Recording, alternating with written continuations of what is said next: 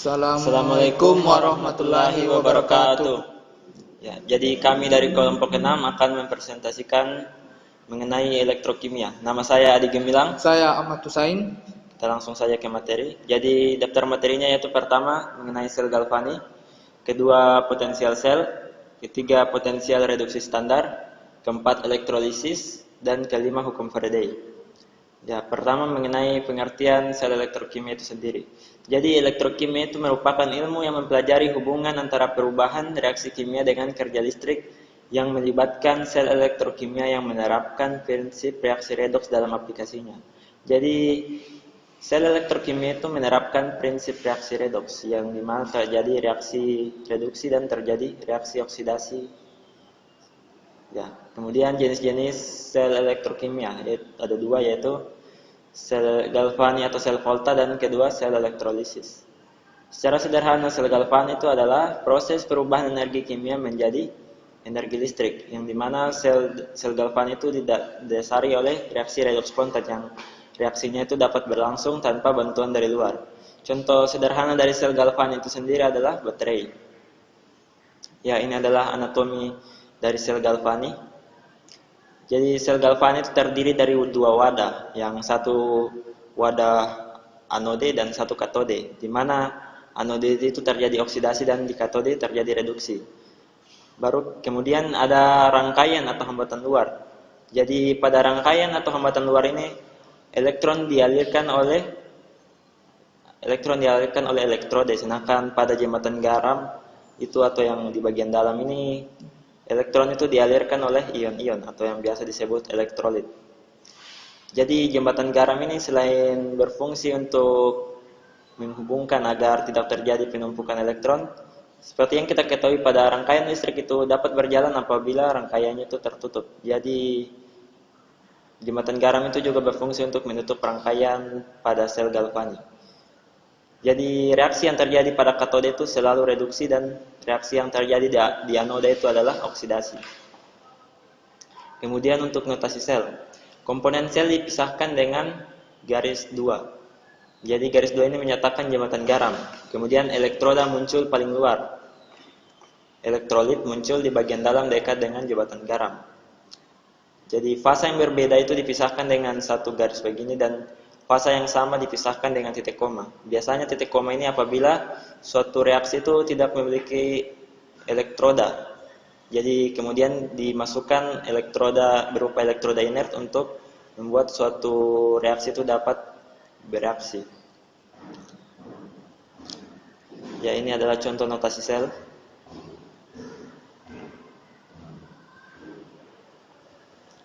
Ya, jadi Zn ini merupakan elektroda dan pada anode dan Cu ini merupakan elektroda pada katode. Ya, Zn12 merupakan elektrolit pada anode dan Cu12 merupakan elektrolit pada katode. Dan di tengah ini adalah jembatan garam sebagai pemisah antara dua sel. Kemudian ini adalah pemisah dengan apabila terdapat fasa yang sama. Seperti itu. Ya, kemudian mengenai potensial sel. Jadi setiap zat memiliki potensi untuk menangkap elektron atau untuk direduksi. Jadi secara sederhana itu dapat dikatakan bahwa potensial itu adalah kecenderungan atau kemampuan suatu zat untuk dapat menangkap elektron. Jadi kemudian relatif untuk menangkap elektron disebut potensial reduksi dan dinyatakan dengan E-sel. Bila zat dalam keadaan standar, maka E-nya dinyatakan sebagai potensial reduksi standar dan dinyatakan dengan E0 sel. Ya, kemudian untuk potensial sel standar itu dapat dihitung dengan ini pengurangan antara E0 katoda dikurang E0 anoda. Ya, jadi seperti ini. Kemudian pada potensial sel yang bukan pada keadaan standar itu merupakan pengurangan dari potensial sel katoda dikurangi potensial sel anoda. Kemudian dalam reaksi redoks spontan, reaksi bagian katode itu memiliki potensial reduksi yang lebih besar daripada potensial reduksi bagian anoda. Selanjutnya, dengan mengetahui potensial reduksi standar dapat diprediksikan reaksi yang terjadi spontan. Ya. Jadi itu apabila kita telah mengetahui besarnya potensial reduksi standar suatu Reaksi itu dapat kita memprediksikan reaksi tersebut apakah terjadi secara spontan atau tidak. Jadi ini adalah direct volta yang apabila makin ke kanan makin mudah direduksi dan sukar dioksidasi, dan makin ke kiri mudah dioksidasi dan sukar direduksi. Ya, jadi ini beberapa daftar potensial elektroda standar untuk beberapa logam penting.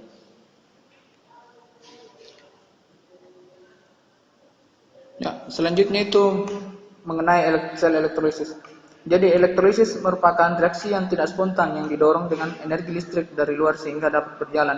Nah, elektrolisis ini terjadi tidak spontan, namun terjadi secara spontan ataupun bereaksi secara spontan karena adanya energi listrik yang dimasukkan ke dalam elektrolit tersebut, sehingga reaksi tersebut hanya dapat dilakukan dalam wadah yang tunggal.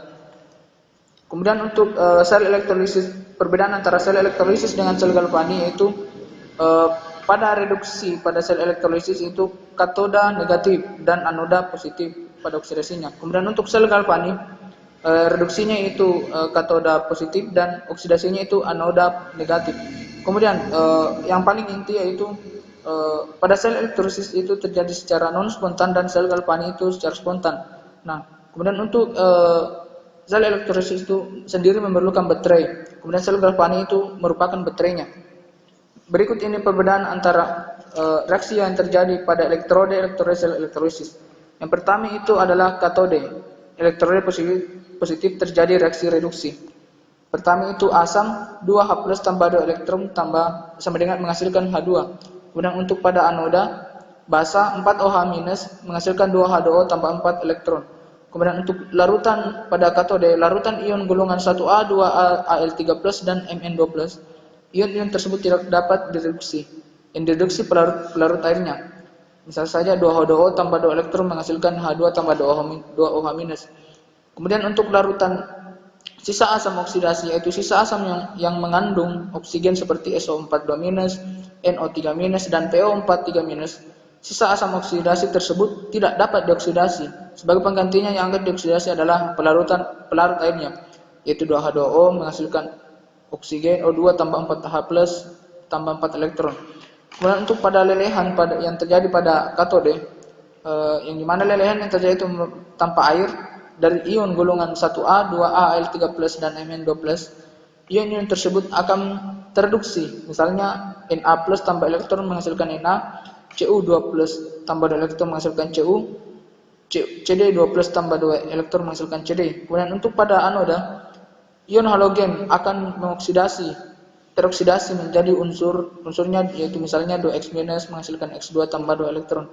Misalnya saja 2H- menghasilkan F2 tambah 2 elektron, 2Cl- menghasilkan Cl2 tambah 2 elektron, dan 2Br- menghasilkan Br2 tambah 2 elektron. Kemudian kegunaan daripada sel elektrolisis. Pertama itu sebagai penyepuhan atau pelapisan logam yang disebut dengan istilah electroplating. Kemudian pemurnian logam, kemudian pembuatan unsur dan senyawanya, misalnya saja pembuatan F2 dengan elektrolisis HF dan dalam KF cair, dan Mg dari elektrolisis leburan MgSl2. Kemudian yang keempat itu pembuatan senyawa-senyawa, misalnya saja pembuatan NaOH dari elektrolisis larutan NaCl dan KClO3 dari elektrolisis larutan KCl. Kemudian selanjutnya itu mengenai hukum Faraday. Dalam sel elektrolisis juga dapat ditentukan banyaknya logam yang akan direduksi di katode. Penghitungan tersebut dapat dilakukan dengan menggunakan hukum Faraday, yang dimana hukum Faraday berbunyi bahwa jumlah perubahan kimia yang dihasilkan dalam suatu proses elektrolisis tergantung pada jumlah listrik yang digunakan, sehingga perumusan tersebut dapat ditulis sebagai berikut. W sama dengan E kali F, yang dimana 1 Faraday itu sama dengan 1 mol elektron sama dengan 96.500 kolom, yang dimana 1 kolom itu sama dengan 1 ampere dikali 1 detik. Jika dalam elektrolisis digunakan arus sebesar I ampere dan waktu selama T detik, maka berat zat yang dihasilkan menurut hukum Faraday 1 adalah W sama dengan E dikali I dikali T per 96.500 gram, atau sama dengan E kali F dalam satuan gram. Maka E sama dengan, untuk mencari nilai E itu sama dengan AR per valensi atau MR per valensi total. Kemudian untuk hukum Faraday 2, W1 per W2 sama dengan E1 per E2. Nah, Berikut ini contohnya, misalkan larutan Ag